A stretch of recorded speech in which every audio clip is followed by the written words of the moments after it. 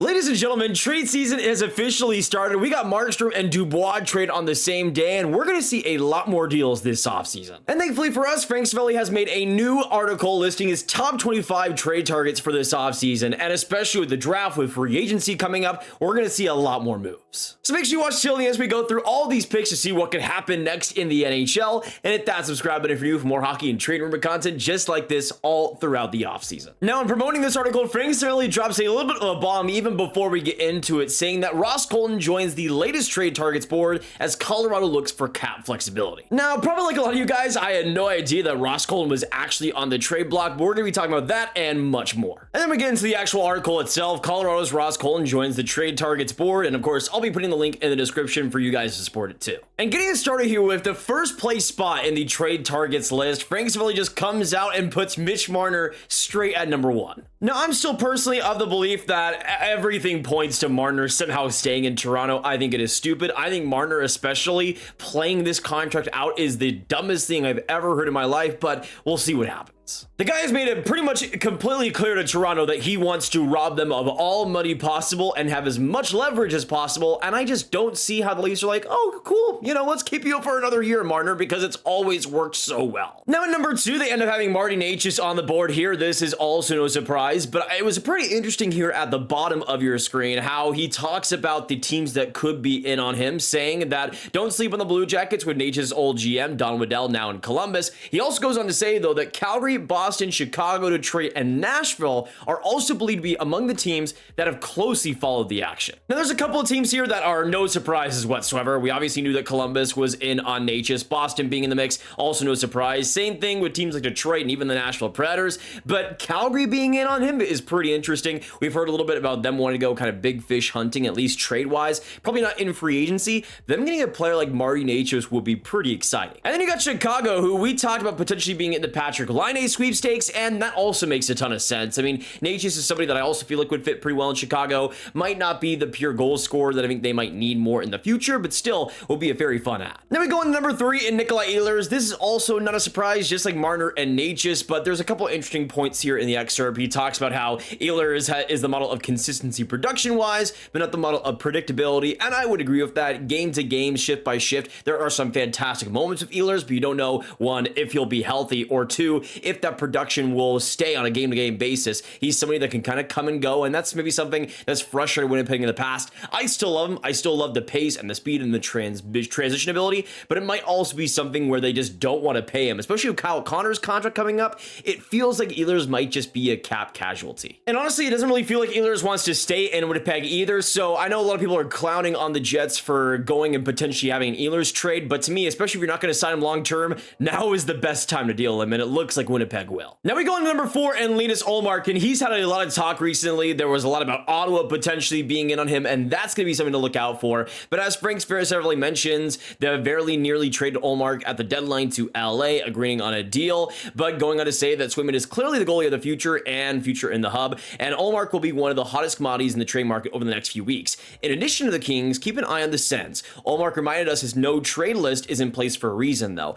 I have heard that Ottawa is a team that might have not much difficulty actually trading for Ullmark. It looks like Ullmark actually doesn't have Ottawa on his no trade list, which I think makes things way more likely. We also heard a lot about Ottawa potentially exchanging picks with the Philadelphia Flyers, so one thing is for sure, the Sens are going to be active. At number 5, you got Patrick Laine as well. Not much new here, but also saying that Don Waddell wants players that want to play for the Columbus Blue Jackets. I mean, honestly, considering their history the last couple of years of trading for guys for them just to never stay, I could agree with that statement. Waddell probably wants to make sure that these guys will stay long-term, whoever he trades for. At number 6, though, we start to get a little bit spicy here. Next up is Ilya Mikheyev of the Vancouver Canucks, saying that the Canucks have been working to move Mikheyev since shortly after the playoff one concluded, and also offered him to teams around the trade deadline too. Goes on to say that they can't aggressively pursue multiple pending free agents until they get a clear view of their cap structure, and that is pretty important. I mean, this Mikheyev contract has just kind of been a disaster for Vancouver since day one,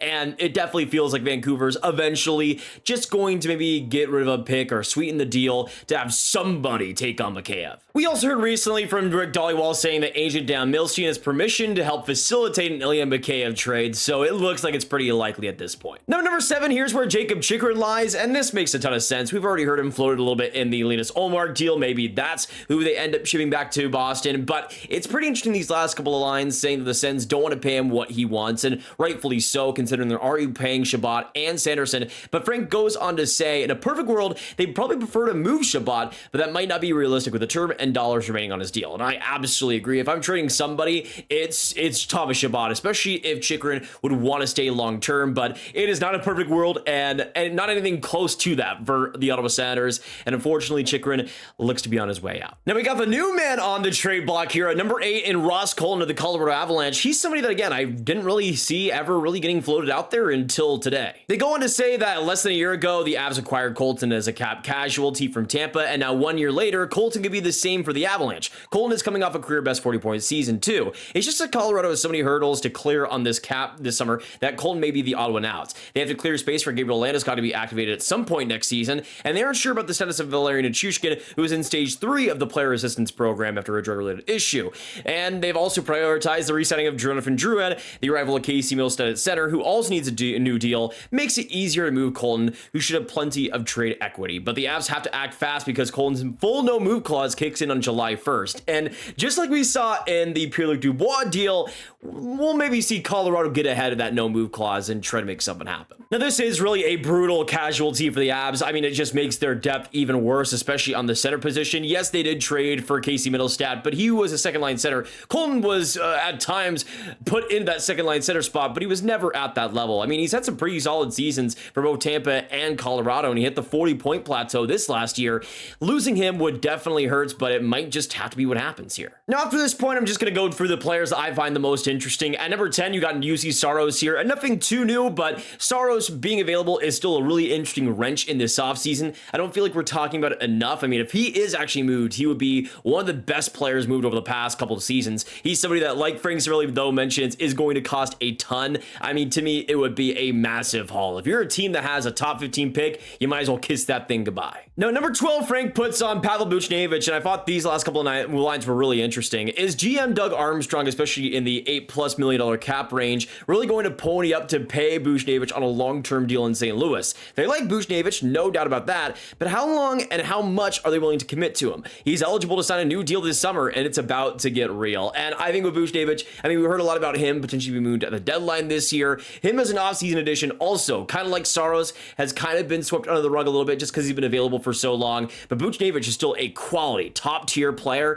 and for St. Louis to lose him would be pretty brutal. But kind of like the Nikolai Ehlers situation, it just feels like what they might command on a contract extension is just too much for their respective teams to really want to commit to. In Buchnevich and Ehlers' case, though, both of these are great wingers and undervalued ones to me that teams should be absolutely in on getting. Now, at number 13, we get a little bit of a peculiar name here in Jean-Gabriel Pageau of the New York Islanders, saying that 11 months ago, the Islanders traded a second-round pick to Chicago to take Josh Bailey's $5 million cap off their hands, and last week, the Islanders traded down in the first round and received an extra second-round pick in the process. Well, Lou Lamoriello used that extra capital in an attempt to entice someone to take Pageau. The difference between Pageau and Bailey is that Pageau has an extra year remaining. The Blackhawks bought out Bailey. Pageau still has game left, but not at that price, and the Islanders only have $6 million in cap space to add 5 more players. Now, this honestly makes a ton of sense. I mean, Pageau is just somebody that's just kind of been disappointing for the Islanders throughout his entire career there. He's had his moments, that's for sure,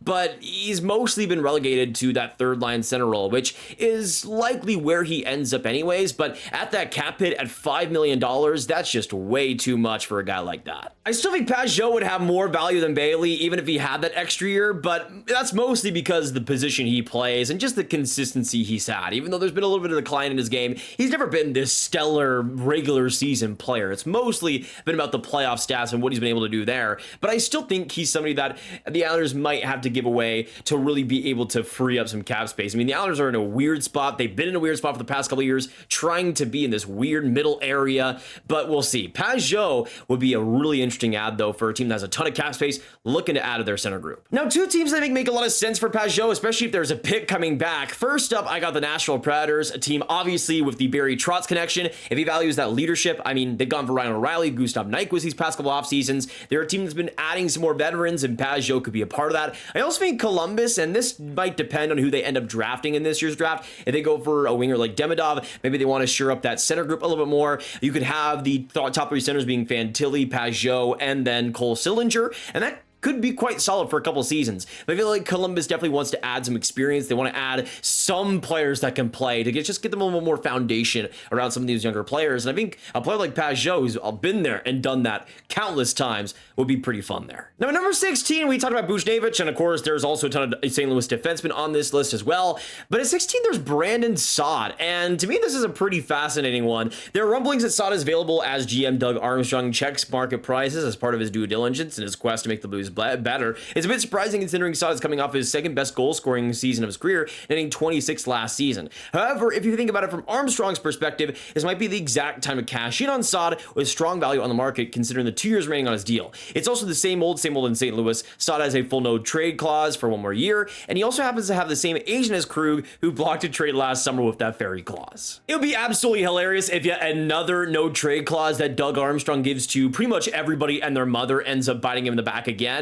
But this is just what I'm saying for St. Louis. What are you? What are you trying to be? Who are you? Who are you guys? Like, I just don't understand, because I mean, if you're going to get younger in this trade, maybe that's the way to go. Brandon Saad, of course, is still a pretty solid dual threat guy who I think could provide some solid scoring, especially on your third or maybe second line. It just depends where he's in the lineup. But I still think because of that season, like Frank Seravalli mentions, he could get some decent value. He got 49 points in 2022, 42 points this last season. He's not worth nothing. And at 4.5, it's not a horrible contract either. By any means, it's far from that too. But I feel like for St. Louis, if they're going to trade Saad, you get younger, you tread a little bit more and try to get at least a younger player back. Maybe it's Arthur Kaliev type of situation, type of reclamation project. We'll have to wait and see. But Saad being on the block is pretty fun, and I feel like he's somebody that could kind of go on a little bit under the radar. He's been solid in St. Louis.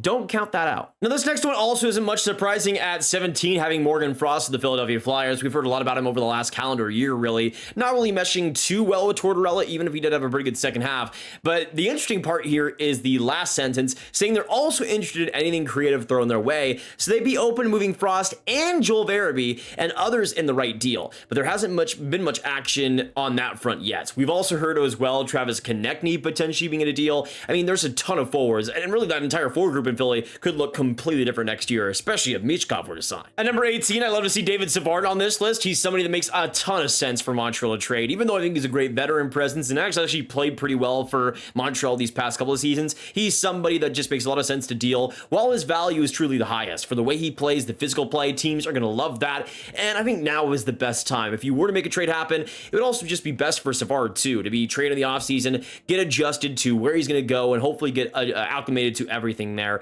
I think it would be the best for both sides. Now at 21, we have Jeff Skinner, who's somebody that's been in trade rumors, has been in buyout rumors over the past week. He is going to be a fascinating one to look on because he's somebody that I still think has some good offensive talent, but it's just somebody that has such a immature defensive game that really hasn't improved at all throughout his career, and he's somebody that is going to be a one-dimensional ad at the very best. And with that $9 million cap hit, I just don't even see how anybody takes that on. Now, I don't really see the argument here from Frank Seravalli that plus if there was a market for Dubois, surely someone would take Skinner at a discounted price. Not really.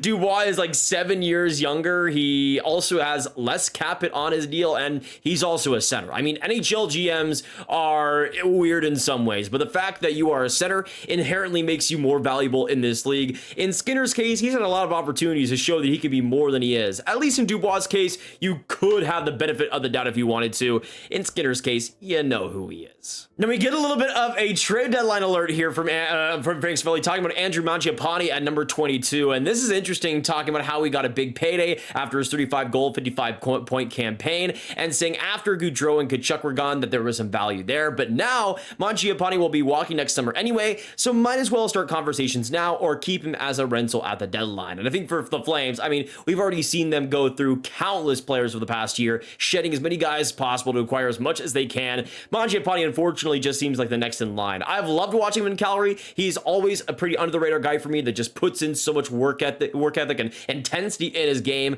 I think as a rental, he's going to be a pretty fascinating one to look on because his contract is pretty high at $5.8 million, but it's still very movable. unbelievable, especially if it were to happen this offseason. Now, number 23, like Savard, it's good to see Christian Dvorak on this list because, let's be honest, Dvorak is just a lost cause in Montreal. I was absolutely wrong on him. I thought he was somebody that would be very interesting with the Habs. He was somebody that, especially the season before he was dealt, was pretty good with Arizona, and he was just quickly and rapidly just getting better and better every single season. But the guy just lost all the juice once he got to Montreal, and the worst version of himself started to appear with the lack of speed, the lack of consistency, the injury troubles. I mean, it was just awful. Honestly, if the Habs could get anything for Dvorak, like a 7th round pick, I think you take it at this point. I mean, anything possible. It just doesn't feel like Dvorak even I haven't seen that guy smile once during a game. Like, that guy looks depressed every single time he's going out there. I just think in all ways, Montreal needs to move on. Now at 24, Frank Seravalli has Darnell Nurse, which I think was something that a lot of people talk about, potentially moving Nurse as an option just to throw out there, but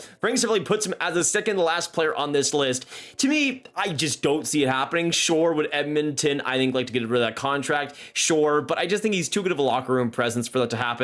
And also $9.25 million. Nobody's taking that on unless it is heavy sweeteners. At least I would assume that's the case, that Edmonton would have to give up. And I just don't see that being something they consider, at least with the locker room responsibilities he has, with how much he's a leader there. I just don't feel like Edmonton's, especially with Ken Holland, in a position to do something like that. And then at 25, we have Trevor Zegras, which absolutely makes sense. He says that this season was a grind for Zegras, period, full stop. He was late to camp after Pat Verbeek ground him down on a bridge deal. He was injured twice and missed a total of 51 games. Zegras was believed to be a part of the group of players pressured to participate in off-season training activities in Florida, which earned the Ducks a $50,000 fine. I mean, it just felt like everything that could have gone wrong for Zegras did go wrong. We'll see what actually ends up happening, but again, I think the most logical reason why Pat Verbeek would trade Zegras is just because of the players he's prioritized. He's gone for these bigger bodies, these physical presences in these drafts recently. That's what he's traded for, that's what he's acquired, that's what he's drafted, and Trevor Zegras is the complete opposite of that game plan. And to me, even though I would say Zegras is still somebody I would keep if I'm Anaheim, especially because his value is probably the lowest it'll ever be, to me, it just feels like it's going to happen at some point. But I would love to hear your thoughts down below, what you guys thought of these 25 trade targets. What did you agree with? What did you disagree with? Were there any surprises on this list? I would love to hear your thoughts down below. There were some interesting ones here. I mean, guys like Coleman, guys like Mangiapane are pretty interesting. There's going to be a lot of very fascinating players on the market this offseason, and really under the radar ones. I mean, again, guys like Ehlers, guys like Buchnevich, and even on the smaller side like Mangiapane, there's a lot of guys that I like that are on the trade market this year, so we'll see what happens. But that's gonna be it for today, guys, and I hope you guys did enjoy. If you did, hit that like button, hit that subscribe button, and of course, hit that notification bell, and of course, comment down below your thoughts on all that happened here, all the picks, and what you guys thought about that, and share the video with all the hockey fans you guys know online, get it out to them, and click on this card for all the trade rumor content in one playlist right there. I will see you guys in the next one, and hopefully you have a fantastic hockey day. Goodbye.